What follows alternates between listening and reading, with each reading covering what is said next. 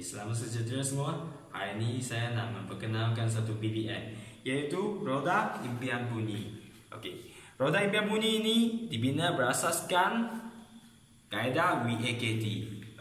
V bermaksud visual, A bermaksud audio, K Kinestetik, manakala T adalah taktil. Yang pertama, V. Dalam visual dia ada gambar-gambar yang menarik.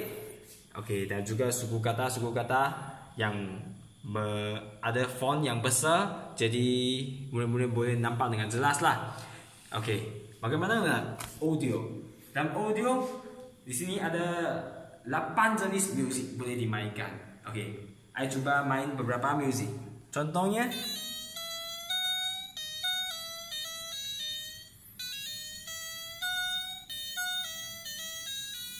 saya mainkan satu lagi muzik.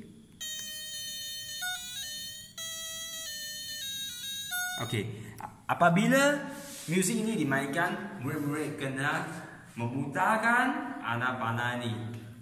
Apabila murid-murid mengetahui muzik itu hendak habis, murid kena melepaskan anak panah ini dan membaca perkataan-perkataan yang ditunjuk. Saya membuat contoh. Murid-murid akan tekan.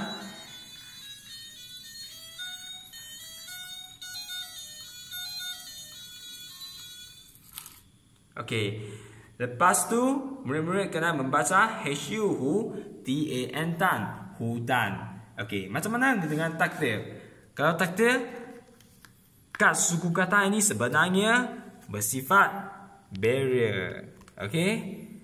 Jadi boleh dinampak dia ada dot-dot yang bonjol. Jadi murid-murid boleh menggunakan tangan untuk merasakan. Hal ini boleh membantu mereka dalam menulis lah dan mengenal perkataan-perkataan yang berkaitan lah.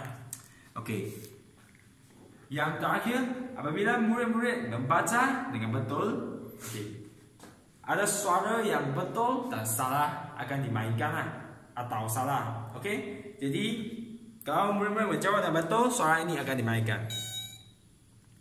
Saya mainkan sekali. Kalau jawapannya salah, jadi dengan suara ini murid-murid boleh mengetahui sendiri betul, sendiri menjawab dengan betul atau menjawab dengan salah. Ini merupakan semua daripada Roda Impian Bunyi ini. Saya harap BBM ini dapat membantu semua dalam sesi PDP lah. Sekian, terima kasih.